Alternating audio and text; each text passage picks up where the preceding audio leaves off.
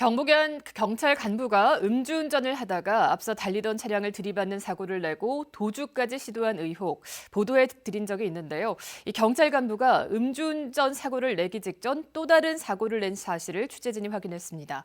중앙분리대를 들이받은 단독 사고였는데 문제는 사고 처리를 담당했던 포항 경찰이 이 단독 사고에만 혐의를 적용하고 피해자가 발생한 차대차 사고는 아예 처리조차 하지 않았습니다. 김서연 기자가 보도합니다.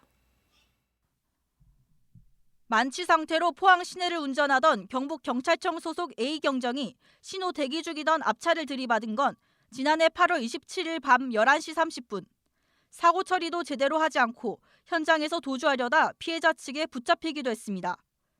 그런데 이 사고가 나기 5분 전 A경정은 사고 지점 1.3km 전방에서 이미 도로 중앙 분리대를 들이받은 상태였습니다. 중앙 분리대를 추돌한 뒤 5분가량을 더 달리다 신호 대기 중이던 승용차를 다시 들이받은 겁니다. 현장에 도착하니까 차 밑에 가드레일 파편이 끼어져 있었습니다. 그리고 제가 그걸 끄집어내갖고 바퀴로 던졌습니다.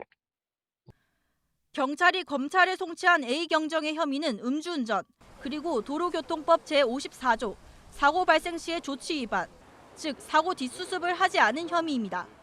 하지만 비교적 경미한 1차 사고에는 혐의가 적용됐고 2차 차대차 사고에는 이 혐의를 적용하지 않았습니다. 다시 말해 2차 사고에 대해서는 아예 사고 처리를 하지 않았습니다.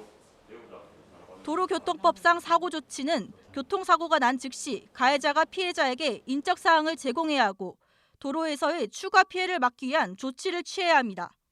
하지만 피해자는 사고 현장에서 A경정에게 이름이나 전화번호 등 신원 정보를 받지 못했고 A경정이 사고 당시 도주까지 시도했다고 주장합니다.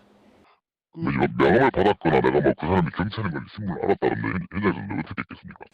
A경정의 부인이 오히려 병원에 가지 말라는 부탁까지 했다고 말합니다.